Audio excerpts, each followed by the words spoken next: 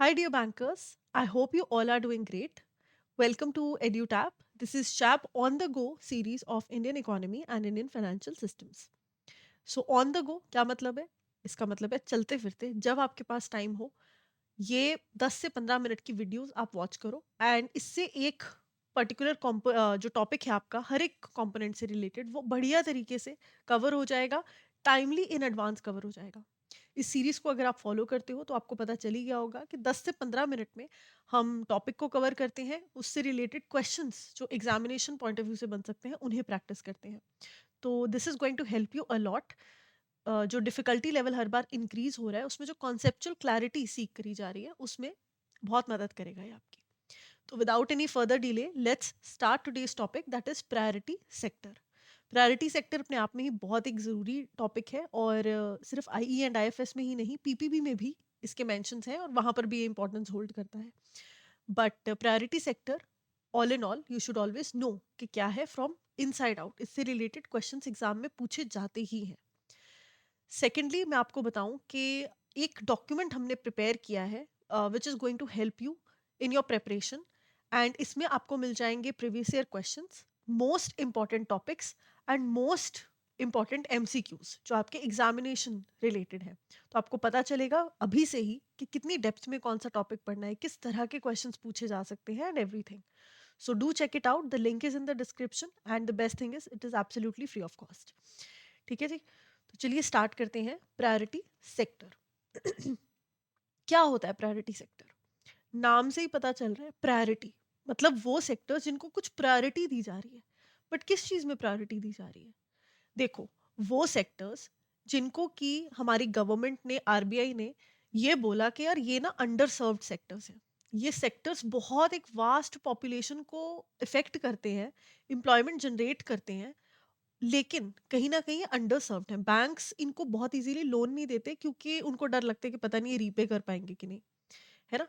तो due to whatever reason they are under served when it comes to credit availability and जो financial inclusion है उससे ये बाहर है। तो इसीलिए इनको अब हम प्रायोरिटी पर इंक्लूड करेंगे फाइनेंशियल सर्विसेज में, और साथ ही साथ बैंक्स को बोलेंगे कि भाई तुम इनको प्रायोरिटी पर लोन दो। एक अलग से परसेंटेज बनाओ, अगर तुम 100 रुपए, कोई बैंक 100 रुपए लोन दे रहा है तो परसेंटेज बनेगी अलग से। Let's say for example, it's an hypothetical example कि 18% is going to be for priority sector lending, यानी कि 100 रुपए में से 18 रुपए आपको प्रायोरिटी पर, सिर्फ प्रायोरिटी सेक्टर्स को देने हैं। ये कॉन्सेप्ट है पूरा प्रायोरिटी सेक्टर्स का। ठीक है जी, तो क्या होते हैं प्रायोरिटी सेक्टर्स? एरियाज जैसे कि agriculture, small businesses, education, renewable energy, सारे के सारे ये इंपॉर्टेंट है बहुत ओवरऑल नेशनल डेवलपमेंट के लिए। इसलिए इनसे रिलेटेड रूल्स जो है वो लागू किए गए और इनमें इनको स्पेशल लोन्स जो है, स्पेशल सर्विसेज, प्रायोरिटी पर लोन्स प्रोवाइड करने की सुविधा जो है वो प्रोवाइड करी गई ताकि एक बैलेंस्ड एंड इंक्लूसिव ग्रोथ हो सके और क्रेडिट स्टाफ्ड रीजन जो है वो कोई ना बचे। तो अब इनकी लिस्ट में आ कौन कौन जाते हैं? इनकी लिस्ट में आ जाते हैं agriculture, MSMEs that is micro small and medium enterprises. क्या होते हैं ये, इनकी डिटेल हम अपकमिंग लेक्चर्स में करेंगे। एक्सपोर्ट क्रेडिट, मैं आपको बस एमएसएमईज में इतना आइडिया दे दूं, micro small and medium enterprises ये डेफिनेशन के ऊपर बेस्ड है कि किसका टर्नओवर एंड इनिशियल इन्वेस्टमेंट कितनी है, उसके बेसिस पर हम इन्हें बाइफरकेट करते हैं। तो ये तीन तरह की जो इंडस्ट्रीज होती हैं जो इस बाइफरकेशन का पार्ट है, माइक्रो स्मॉल एंड मीडियम, वो प्रायोरिटी सेक्टर है। एक्सपोर्ट क्रेडिट प्रायोरिटी सेक्टर है, एक्सपोर्ट करना है उससे रिलेटेड क्रेडिट सुविधाएं, है ना। Education, housing, social infrastructure, renewable energy, वो एनर्जी जिसमें कि नेचुरल रिसोर्सेज डिप्लीट ना हो, wind energy, solar energy, hydra energy. Others जैसे कि आपके नए बिजनेसेस जो हो रहे हैं ना, सेल्फ हेल्प ग्रुप्स अगर हैं, या कोई नई इनोवेशन किसी सेक्टर में आ रही है तो जो भी गवर्नमेंट को लगे कि इसको अदर्स की कैटेगरी में डाल सकते हैं वो, एंड वीकर सेक्शंस। तो ये सारे ही लिस्ट है प्रायोरिटी सेक्टर की और ये लिस्ट आपको याद करनी है। सो प्रायोरिटी सेक्टर्स दे इम्पैक्ट, अगर इनकी डेफिनेशन की मैं बात करूं तो ये इम्पैक्ट करते हैं very large part of the population को। इनको डिफाइन कैसे किया जा सकता है कि प्रायोरिटी सेक्टर्स वो सेक्टर है जो कि large part of the population को इम्पैक्ट करे। ठीक है, वीकर सेक्शंस की मदद कर रहे हो और एम्प्लॉयमेंट इंटेंसिव, यानी कि इनकी जो एम्प्लॉयमेंट जनरेट करने की कैपेसिटी है वो बहुत ज़्यादा हो। ठीक है, तो लोगों को लेबर इंटेंसिव, एम्प्लॉयमेंट इंटेंसिव ये काम है, ये इंडस्ट्रीज है। तो ये सारी की सारी लिस्ट जो अभी हमने पीछे करी ये यहाँ पर आपको दी हुई है। Make sure that you remember this list, very important. ठीक है, बहुत चीज़ें आसान हो जाएंगी जैसे जैसे जो जो लेक्चर हम कर रहे हैं, मैं साथ साथ आपको बताते रहूंगी कि ये चीज़ है, आपके पास इतने महीने का टाइम है, इस लिस्ट को या इस टेबल को या इन रेंजेस को, है ना, जो प्रायोरिटी सेक्टर लेंडिंग की लिमिट्स आएंगी उनको याद कर लो। एंड ट्रस्ट मी, अभी जितना टाइम है ना, आराम से अगर हम धीरे धीरे एक बार पढ़ा, फिर एक हफ्ते में एक बार और पढ़ लिया, फिर जब टाइम मिला एक बार और उसको नज़र मार ली पीडीएफ पर, रेपिटेशन करेंगे ना, तो लास्ट में बिल्कुल स्मूथली पेपर जो है हमारा निकलेगा। हमें सोचने की भी ज़रूरत नहीं पड़ेगी कि यार डिफ़िकल्ट ना आ जाए, टफ ना आ जाए, कुछ नहीं। ठीक है, तो ये जो लिस्ट है, this is one of the things that you have to remember. Along with it PSL, जो कि अगले लेक्चर में सुरिंदर सर आपको कवर कराएंगे, वो लिस्ट भी आपने याद करनी है, वेरी इंपॉर्टेंट। ठीक है जी। So priority sector lending, priority sector समझ में आ गया। अब हम बात करते हैं प्रायोरिटी सेक्टर लेंडिंग क्या होता है। तो प्रायोरिटी सेक्टर लेंडिंग यही कॉन्सेप्ट है कि भाई बैंक्स को बोला हमने कि आप प्रायोरिटी पर लेंडिंग करो इन पर्टिकुलर सेक्टर्स की। जो प्रायोरिटी सेक्टर्स हैं उनको प्रायोरिटी पर आप लोन्स दो, क्रेडिट अवेलेबल करवाओ। ये कॉन्सेप्ट स्टार्ट हुआ था 1967 से, जब मोरारजी देसाई, जो कि तब फाइनेंस मिनिस्टर थे, उन्होंने अपना कंसर्न रेज किया लोकसभा में कि agriculture, small scale industries, exports, इनको तो इनफ बैंक क्रेडिट मिल ही नहीं रहा। ये बेचारे ग्रो करना चाहते हैं but they don't have the availability of credit. So to counter that, the priority sector का जो टर्म है, इट वाज गिवन, या it was given for the first time. ये जो टर्म है ये पहली बार priority sector it was used at that time.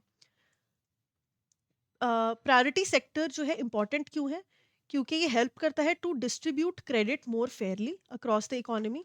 Inclusive growth में बहुत मदद करता है ये, जॉब क्रिएशन में मदद करता है, एंड पावर्टी रिडक्शन में मदद करता है। इंक्लूसिव ग्रोथ क्यों? क्योंकि कोई पीछे छूटा ही नहीं, हमने सबको इसका पार्ट बनाया। अब कोई सेक्टर अंडर सर्व नहीं है। अच्छे सेक्टर्स जिनको बैंक खुशी खुशी, जो वेल टू डू हैं, बड़े बिजनेसेस हैं, जिनको बैंक खुशी खुशी क्रेडिट देते थे, वो तो एनी वे ग्रोथ का पार्ट है ही, क्योंकि उनको तो पैसा मिल जाएगा बिकॉज बैंक्स को पता है कि यार ये रिटर्न भी कर देंगे।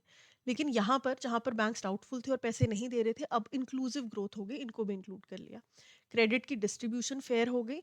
और इसकी वजह से जैसे एमएसएमईज है, माइक्रो स्मॉल एंड मीडियम, है ना, एग्रीकल्चर, अब इसमें लोग एम्प्लॉयड है, तो जब इनको पैसा मिल रहा है बैंक से, ये बिजनेसेस कर पा रहे हैं, एग्रीकल्चर जो है प्रोडक्शन कर पा रहा है, जॉब क्रिएशन यहाँ पर हो रही है, जॉब क्रिएशन हो रही है, एम्प्लॉयमेंट हो रही है, तो उससे क्या हो रहा है, पावर्टी जो गरीबी है वो हट रही है। तो ये पूरा इंटरलिंक्ड है। ठीक है, रट्टा किसी चीज़ का नहीं मारना, ये तो कॉन्सेप्ट है, ऐसे ही समझ आ जाएगा। Banking laws amendment bill 1967 was introduced in December 1967। Government को बोला गया यहाँ पर मोर कंट्रोल लेने के लिए। एंड ओवरऑल जो आपको याद रखना है, इट इज़ के 67 was the time, 1966 67 was the time जहाँ पर ये पूरा प्रायोरिटी सेक्टर लेंडिंग का जो कॉन्सेप्ट है उसे इनिशिएट किया गया। ठीक है जी। तो जुलाई 1968 में national credit council meeting directed the commercial banks, इन्होंने डायरेक्ट किया कमर्शियल बैंक्स को कि भाई अब आप इंक्रीज करो credit to priority sectors, specially agriculture and small industries को। ठीक है, तो वहाँ पर इसको इंक्रीज भी कराया गया। अब टाइम टू टाइम इनके अपडेशंस भी आते रहती हैं। 2020 में आई वेरी इंपॉर्टेंट अपडेशन, जिसमें कि लोन्स टू स्टार्टअप, ये जो लिस्ट हमने करी इसमें प्रायोरिटी सेक्टर की लिस्ट में जो स्टार्टअप को लोन्स हैं अप टू 50 करोड़, ये इंक्लूड कर दिए गए। लोन्स टू फार्मर्स जो कि सोलर पावर पंप्स इरिगेशन के लिए इंस्टॉल कर रहे हैं, उनको इसमें ऐड कर दिया गया। And loans for setting up compressed biogas plants, CBG, इनको भी प्रायोरिटी सेक्टर की लिस्ट में ऐड कर दिया गया। ये टाइम टू टाइम रिवाइज करी जाती है list as per the economic needs and national development goals. ठीक है जी। 2024 में एक बार और अमेंडमेंट्स आई और पीएसएल लिमिट्स, जो आप अगले लेक्चर में करोगे, वहां पर कुछ इंप्रूवमेंट्स देखने को मिली। लिमिट्स जो है वहां पर प्रायोरिटी सेक्टर की बढ़ा दी गई। So this is all for the introduction part of the priority sector. अब आप ये क्वेश्चंस को प्रैक्टिस करना एक बार ट्राई करो। Consider the following statements regarding priority sector lending. क्या होता है priority sector lending? It aims to direct credit towards sectors that significantly influence large sections of the population. बिल्कुल सही बात है। Play a key role in employment creation. Yes, this is absolutely true. PSL guidelines are periodically revised to align with emerging national priorities, है ना। तो जैसे जैसे नए नेशन की प्रायोरिटीज चेंज होंगी, वैसे वैसे PSL में भी इंक्लूजन्स एंड डिलीशंस होते रहेंगे बिल्कुल सही बात है, बिल्कुल है।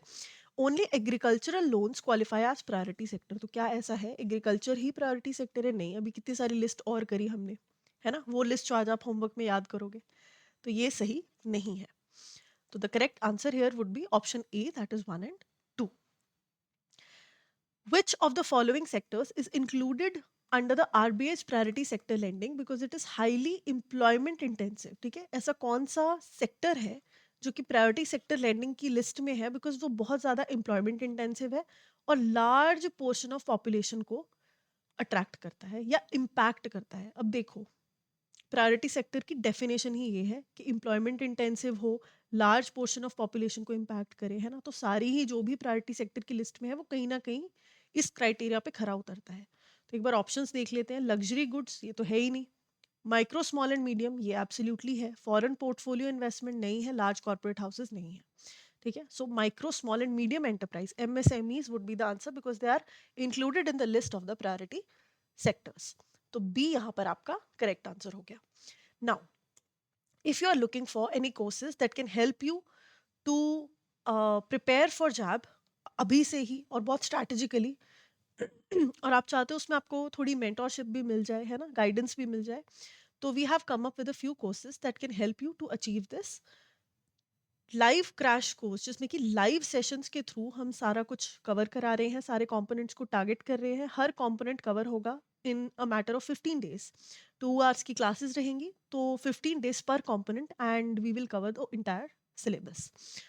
सो कॉन्सेप्ट नोट्स आपको यहाँ पर मिल जाएंगे, PYQs, mock test, full length mock test, ये सब कुछ आपको यहाँ पर मिल जाएगा। ब्रोशर है, ये आपने डाउनलोड करके एक बार ज़रूर पढ़ना है। इसमें डिटेल्स हैं हर एक चीज़ की, जो भी आपके दिमाग में डाउट्स हो सकते हैं, तो do read it, do check it out. And इस कूपन कोड का इस्तेमाल कर कर आपको, अगर ये कोर्स अवेल करना है, तो इस कूपन कोड का इस्तेमाल आप कर सकते हो और डिस्काउंट जो है वो लगा सकते हो।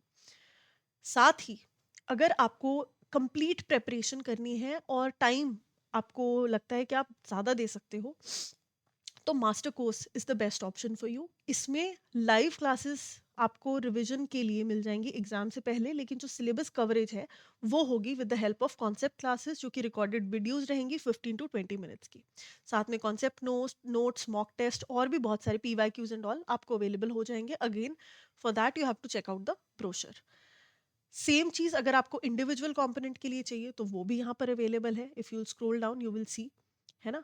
और बेस्ट थिंग इज़ कि अगर आपको सिर्फ प्रैक्टिस करनी है, आपको लगता है कि यार कंपोनेंट तो हो गया है ना? मे बी आपने पहले अटेम्प्ट्स दिए हो और आपको लगता है कि ठीक है मुझे समझ आ गया, I just want to prepare and practise the test series, तो this is the option for you. ठीक है, तो आप टेस्ट सीरीज ऑप्ट कर सकते हो। यहाँ पर आपको ब्रोशर में अगेन इसकी सारी डिटेल्स जो है वो मिल जाएंगी। करना क्या है, edutap.in पर जाना है और कोर्सेज में जाकर यहाँ पर जैब के कोर्सेज को क्लिक करना है और ये सारी इन्फॉर्मेशन आपके सामने आ जाएगी। ठीक है जी। So with this I hope आपको आज का लेक्चर अच्छा लगा हो। Do tell me in the comment section if you liked and this was helpful to you. I will see you in the next class. Thank you so much and have a wonderful day.